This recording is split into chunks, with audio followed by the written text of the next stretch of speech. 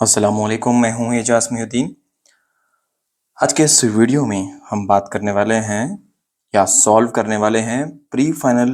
ये एक ऐसा गेस्ट पेपर है जो आप लोगों को बहुत ज़्यादा हेल्पफुल रहने वाला है। तो इस वीडियो में हम थोड़े प्रॉब्लम्स ऐसे करेंगे जो बहुत ज़्यादा इम्पोर्टेंट है। ये कौन सा पेपर है? प्री फाइनल पेपर जो अभी एग्जाम्स होने वाले हैं आप लोगों के। सो क्वेश्चन नंबर 1 क्या है उसमें? Find the HCF of 24 and 33 by using division algorithm. जब ऐसा क्वेश्चन रहेगा तो अपन उसको कैसा सॉल्व करेंगे, ये एक सवाल है। चलिए अब find the HCF of 24 and 33 by using division algorithm करेंगे। ये डिवीजन एल्गोरिथम क्या है? Division algorithm nothing but Euclid's division algorithm या यूक्लिड्स डिवीजन लेमा, EDL भी बोलते हैं, यूक्लिड्स डिवीजन लेमा भी बोलते हैं उसको। इसका फॉर्मूला क्या रहता है? A is equal to B into Q plus R, ये इसका फॉर्मूला है।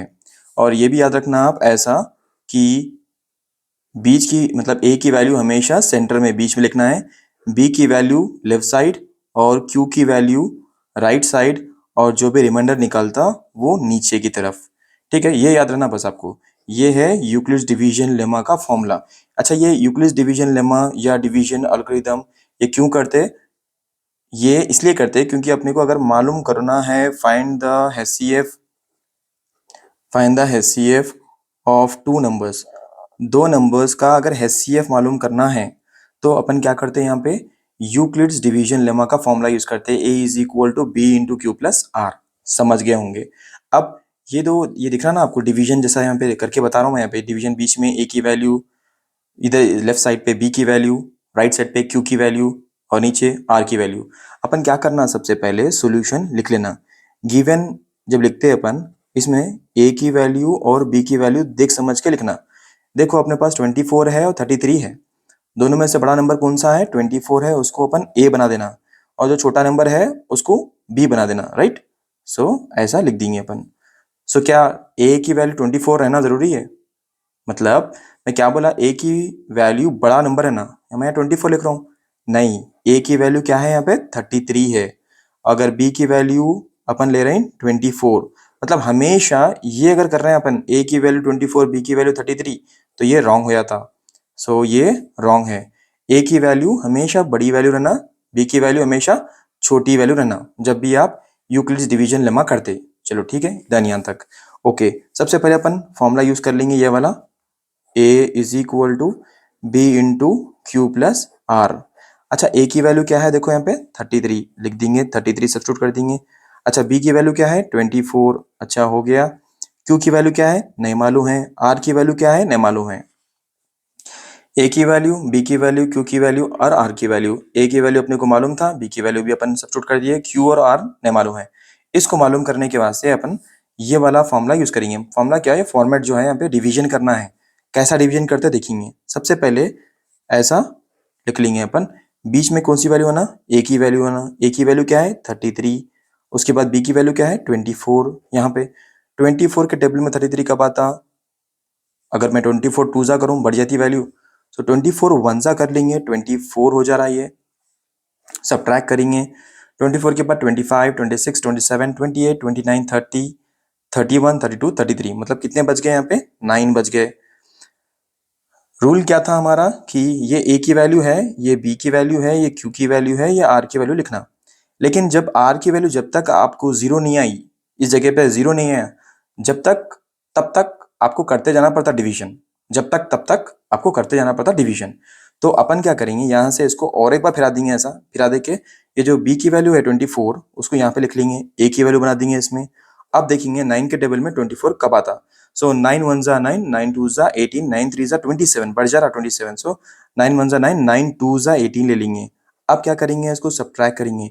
18 के बाद 19, 20, 21, 22, 23, 24, कितने बच गए? 6 बच गए। वो 6 को यहाँ पे लिख लेंगे।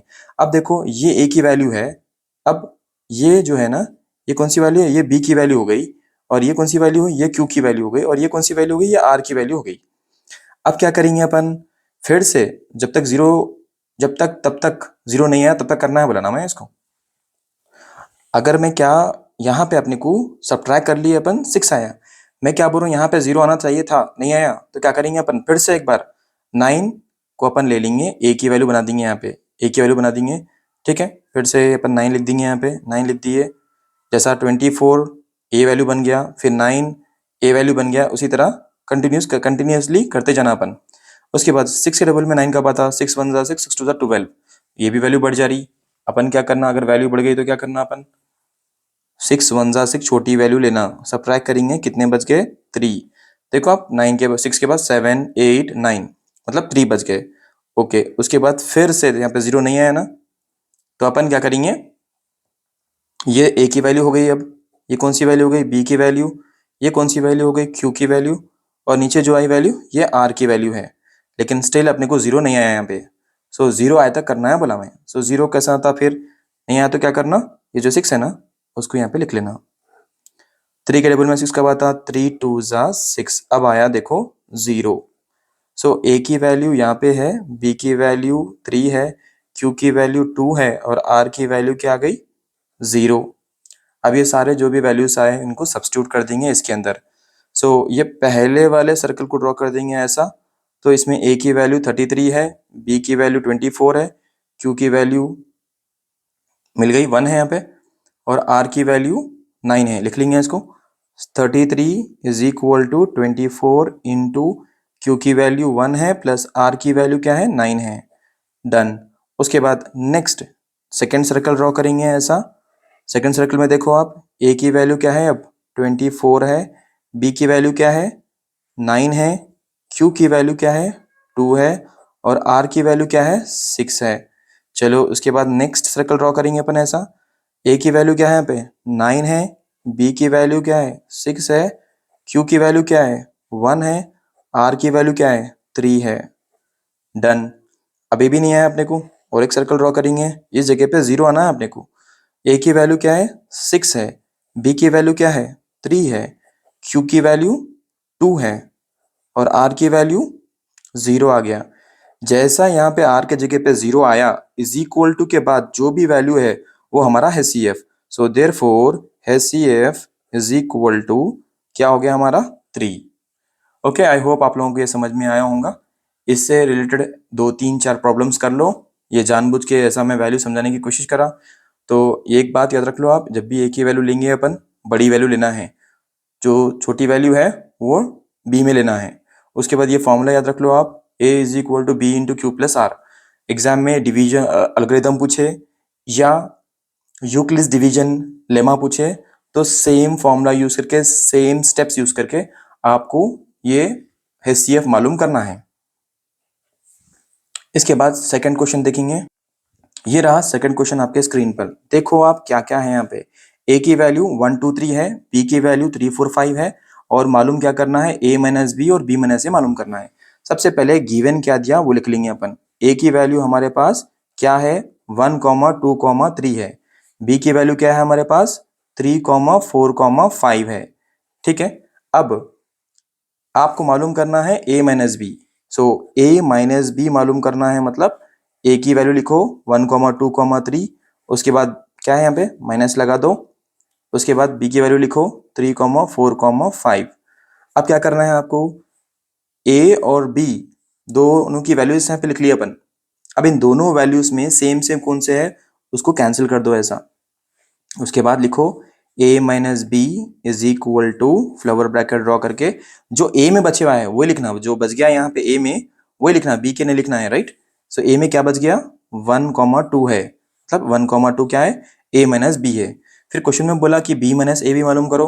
सो b माइनस ए कैसे निकालते हैं अपन, सो पहले b माइनस ए लिख लो इधर। लिखने के बाद b के वैल्यूज क्या है देखो आप 3 4 5 है। उसके बाद a की वैल्यूज क्या है देखो आप, ए के वैल्यूज क्या है माइनस लगा दो। ए के वैल्यूज क्या है 1 2 3, 1 2 3 है। अब क्या करेंगे अपन, जो सेम सेम वैल्यूज है उनको कैंसिल कर देंगे। 3 यहाँ पे भी है, यहाँ पे भी है, और कुछ भी सेम सेम नहीं है ना, तो अपन क्या करेंगे, जो पहला ब्रैकेट है हमारे पास उसी को लिखना है आपको। बी माइनस से निकल के आ रहा अपने को।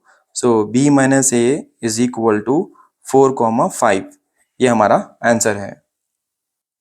एग्जाम में आपको find A minus B, B minus A ऐसा भी पूछ सकता, या A union B, A intersection B, ये भी ऐसा भी पूछ सकता, ठीक है। तो अगर ए यूनियन बी पूछा तो उसको कैसा करते हैं अपन देखेंगे जरा।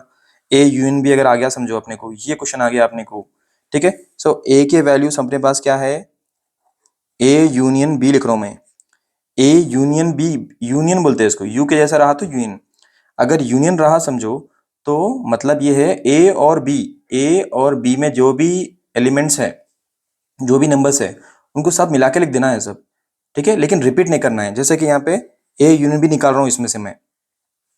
अब ए के अंदर और बी के अंदर से मैं ए यूनियन बी मतलब मेरे लिए 1,2,3,4,5। सो ए यूनियन बी निकाल रहा हूं मैं, तो यहाँ पे 1 है, 2 है, 3 है। 3 यहाँ पे 2 बार है, तो मैं क्या करूँ, एक बार ही लिखूंगा। उसके बाद 4 और 5 कंप्लीट ए और बी में मिला के 1 2 3 4 5 है। उसके बाद अगर ए इंटरसेक्शन बी रहा समझो, इन दोनों के बीच में जो कॉमन है वही लिखने वाला हूं मैं। तो दोनों के बीच में कॉमन क्या है बोलो जरा मेरे को। कॉमन मतलब सेम सेम नंबर्स कौन से है, एक 3 है और कुछ भी नहीं है, राइट। सो मेरे पास ए इंटरसेक्शन बी क्या होता, 3 हो जाता, ठीक है। So A minus B, B minus A union B, A intersection B, इनको भी अपने को सॉल्व करना है। सो आपके पास P Y Qs, previous year questions को सॉल्व करिए। सो इस कॉन्सेप्ट को अच्छी तरीके से आप समझ लेते हैं। चलेंगे अपन नेक्स्ट क्वेश्चन की तरफ, और वो है क्वेश्चन नंबर 3। क्वेश्चन नंबर 3 क्या दिया देखेंगे पहले। If p of x is equal to x cube minus 3x square plus 2x minus 3 is a polynomial, then find the value of p। सो ये जो क्वेश्चन दिया है पे उसको लिख लेंगे पहले। Given p of x is equal to x cube minus 3x square plus 2x minus 3, लिख लिया। जो क्वेश्चन था उसको लिख लेना। उसके बाद find the value of p of 1 बोल रहा। सो p of 1 लिखेंगे इज इक्वल टू, जहां पे भी x है वहां पे ऐसा ब्रैकेट लगा दो, जहां पे भी x है वहां पे ब्रैकेट लगा दो, जहां पे भी x है वहां पे ब्रैकेट लगा दिए। और इस x के अंदर क्या रखना है अपने को, 1 रखना है। 1 1 1। 1 का क्यूब क्या होता, 1 होता, माइनस 3। 1 का स्क्वायर क्या होता, 1 ईच होता, प्लस 2 इंटू 1 क्या होता, 2 होता, माइनस 3 इज इक्वल टू, यहाँ पे 1 as it is, minus 3 into 1 is 3, plus 2 minus 3। अब क्या कर सकते हैं देखेंगे इसको। सो यहाँ पे सेम सेम साइंस किसके किसके देखेंगे, ये +1 है, ये +2 है, क्या होता है ये +3 हो जाता। उसके बाद यहाँ -3 है, यहाँ -3 है, सो -6 हो जाता। अब इन दोनों को सब्ट्रैक्ट करेंगे, 6 में से 3 सब्ट्रैक्ट करेंगे तो कितने बचते, 3 बचते, राइट। दोनों में से बड़ा कौन है, 6 बड़ा है, कौन सी साइन लगी हुई है इसको, माइनस, सो -3। एग्जाम में आपको p ऑफ 1 के जगह पे 2 भी आ सकता, p ऑफ 3 भी आ सकता, p ऑफ -1 भी आ सकता, नेगेटिव वैल्यूज भी आ सकते, पॉजिटिव वैल्यू भी आ सकते। मान लो अगर मेरे पास p ऑफ 2 आया तो सिंपली कुछ भी करना नहीं है आपको, सेम लिखना है, p ऑफ 2 लिख दे के ऐसा, जहां पे भी x है वहां पे ऐसा ब्रैकेट्स लगा दे के -3 into bracket square plus 2 into डब्बा -3 लिख देना अपन। उसके बाद ये जो ब्रैकेट है उस जगह पे अपने को क्या लिखना है, 2 लेना है। 2 यहाँ पे भी 2 और यहाँ पे भी 2। सो 2 का क्यूब मतलब 2 क्यूब क्या बोलते हैं, 2 क्यूब बोले तो 2 इंटू 2 इंटू 2, 3 बार मल्टीप्लाई करना, 2 2 जा 4, 4 2 जा 8। सो मेरे को 8 लिखना है इसकी जगह पे। 8 आ गया, 3 का 3 नीचे, 2 का स्क्वायर बोले तो 2 का स्क्वायर क्या होता, 2 इंटू 2। आंसर क्या आता, 4 आता, तो 4 लिख देंगे, प्लस 2 2 जा ये 4 हो गया, -3 हो गया। उसके बाद इज इक्वल टू 8 -3 4 जा 12 प्लस 4 -3। अब यहाँ पे +4 है, यहाँ पे +8 है, 8 9 10 11 12, ओके तो 12। उसके बाद यहाँ पे माइनस माइनस है दोनों को, माइनस इंटू माइनस प्लस, 12 13 14 15 -15। सो अब मैं इसको सब्ट्रैक्ट करूँ तो मेरे को बचता 3। दोनों में से बड़ा कौन है, 15 बड़ा है, साइन कौन सी है, माइनस की है, तो माइनस लगा देंगे इसको, ठीक है। तो आई होप आपको ये समझ में आया होगा। अगर और भी कुछ वैल्यूज है जैसे कि p ऑफ 3, p ऑफ -1, इनको लेके भी अगर करें आप, या पी वाई क्यू से अगर आप सॉल्व करें तो आपका कॉन्सेप्ट क्लियर हो जाता। नेक्स्ट क्वेश्चन है क्वेश्चन नंबर 4। ये जो क्वेश्चन नंबर 4 है क्या दिया देखेंगे इसमें। सबसे पहले सॉल्यूशन लिख लिया मैं, find the zeros of the polynomial p of x is equal to x square minus 4। So मैं लिखूंगा पहले गिवन, गिवन लिखने के भी मार्क्स मिलते कहते एग्जाम में, राइट। सो उसको भी लिख लेंगे अपन, P of X is equal to X square minus 4। अब क्या करेंगे, इसको अपन थोड़ा एक्सपैंड कर सकते हैं क्या, इसको कौन से फॉर्म में दिख रहा है अपने को, ए स्क्वायर माइनस बी स्क्वायर के फॉर्म में दिख रहा है, उसको अपन कैसे लिखना, ए प्लस बी इंटू ए माइनस बी के फॉर्म में लिखना है इसको। सो मैं क्या करूंगा, इसको इसको ऐसे लिख सकता हूँ ना, x minus two into x plus two लिख ले सकता हूँ ऐसा, x into x is x square, minus into plus is minus, two two ज़ा 4। सो मैं इसको क्या करता हूँ बोले तो नेक्स्ट स्टेप लेके इज इक्वल टू 0 लिख लेता हूँ, डन। सो उसके बाद क्या करता हूँ, x minus two is equal to 0, x plus two is equal to 0, x is equal to minus two को उधर भेज दिया तो plus two, x is equal x plus two है इज इक्वल टू 0 है, ये प्लस टू को उठा के इधर भेज देंगे, सो माइनस टू। सो एक्स की वैल्यू 2 आ गई, एक्स की वैल्यू माइनस 2 आ गई। अब यहाँ पे क्वेश्चन नंबर 5 भी है, उसको भी सॉल्व कर लेंगे। क्वेश्चन नंबर 5 क्या बोल रहा, क्वेश्चन नंबर 5 क्या बोल रहा, when a dice is rolled find the probability of getting odd prime numbers। so हमारे पास एक डाइस है, समझो डाइस, ठीक है, डाइस मतलब जिसको अपन लूडो और सांप सीढ़ी खेलते हैं ना, या चेस खेलते, चेस खेलने में नहीं यूज करते, सॉरी, डाइस कब यूज करते, सांप सीढ़ी खेलते हैं आप, या कुछ कुछ गेम खेलते ना, तब ये यूज करते हैं डाइस। डाइस मतलब एक छोटा सा क्यूब जिसके ऊपर 1 2 3 करके डॉट्स लगे हुए रहते हैं, जैसे कि ऐसा, इसको बोलते हैं डाई, ठीक है, ये इसको बोलते हैं डाई, ऐसे छोटा छोटे नंबर्स लिखे रहते हैं उसके ऊपर। सो डाइस के ऊपर कितने नंबर्स रहते हैं बोलते हो, डाई के अंदर कितने चांसेस रहते हैं बोलते हो, 1 2 3 4 5 6 रहते हैं, इससे बढ़ के ऑप्शन नहीं रहते उसमें। क्वेश्चन में बोला कि डाइस अगर अपन रोल करे, मतलब ऐसा लेके अपन नीचे फेंके, तो क्या चांसेस है कि उसमें ऑड आने के चांसेस कितने हैं बोल के पूछ रहे हैं। सो अपने को जो फॉर्मूला मालूम है, प्राइम, यहाँ पे ऑड भी पूछ रहा, प्राइम भी पूछ रहा। पहले प्राइम नंबर कौन से है इसमें से, प्राइम नंबर लिख लेंगे। प्राइम नंबर्स कौन से हैं इसमें, प्राइम नंबर्स बोले तो वो नंबर्स जो अपने टेबल में आते हैं और दूसरों के टेबल में नहीं आते, सिर्फ खुद के टेबल में आते हैं और 1 के टेबल में आते हैं, जैसे कि 2 है, उसके बाद 3 है, और उसके बाद 5 है, ये क्या हो गए, प्राइम नंबर्स हो गए, ये अपने प्राइम नंबर्स है। अगर इसमें से मैं ऑड नंबर्स निकालूं तो odd numbers, so odd numbers इसमें से कौन से है, उसको फिर छाट लेना अपने को, ऑड नंबर्स कौन से है इसमें, ऑड बोले तो 2 है और 3 है, ऑड नंबर है ना, 2 3 है, 2 नहीं है ऑड नंबर, राइट, 3 है 5 है, सो 3 और 5 हमारे ऑड नंबर्स है, 3 5 ऑड नंबर्स है, इनको लिख लेंगे ऐसा। अब एक फॉर्मूला यूज करना है इसमें, जो है probability of odd number. So लिखना अपन favourable outcomes by total outcomes. So यहाँ पे तो आ रहे हैं फेवरेबल आउटकम्स बोलते तो 2 ही है, 2 लिखेंगे, टोटल आउटकम्स कितने हैं, 6 है, सो 2 1 जा 2 3 जा, चांसेस क्या है, 1/3 चांसेस है, ठीक है। सो ये कौन से चैप्टर से था, प्रोबेबिलिटी से था। एक ही फॉर्मूला यूज होता है इसमें, वो है P of E is equal to favourable outcomes by total number of outcomes. So next question, question number 6 है। ये जो क्वेश्चन नंबर 6 है, write the formula to find the median of a group data and explain terms in it. सबसे पहले क्या करना है अपने को, वो है मीडियन का फॉर्मूला लिखना है। Median, median is equal to L plus N by two minus C F by small F into H लिख लेना है पहले फॉर्मूला। ये फॉर्मूला लिखेंगे तो आपको मिलेंगे 2 मार्क्स। उसके बाद एल बोले तो क्या वो लिखना है, एन बोले तो क्या वो लिखना है, सी एफ बोले तो क्या वो लिखना है, एफ बोले तो क्या वो लिखना है, एच बोले तो क्या वो लिखना है। और कुछ बच गया इसमें, नहीं पूरे हो गया ना, ओके। एल मतलब लोअर बाउंड्री, लोअर बाउंड्री कहते हैं, ओके। एन बोल तो number of observations, number of observations कहते हैं। सी एफ बोले ना, सी एफ लिखे हुआ है ना, वो सी एफ है वो, राइट। सो क्यूम्यूलेटिव, क्यूम्यूलेटिव फ्रीक्वेंसी मतलब एक ऐसी फ्रीक्वेंसी, कैसी वैल्यू जो कंटिन्यूसली बढ़ते जाती, कंटिन्यूसली बढ़ने वाली वैल्यू को क्या बोलते हैं, क्यूम्यूलेटिव फ्रीक्वेंसी बोलते हैं। एफ है यहाँ पे, उसको बोलते हैं फ्रीक्वेंसी, ठीक है, फ्रीक्वेंसी। एच मतलब साइज और हाइट, साइज और हाइट, डन।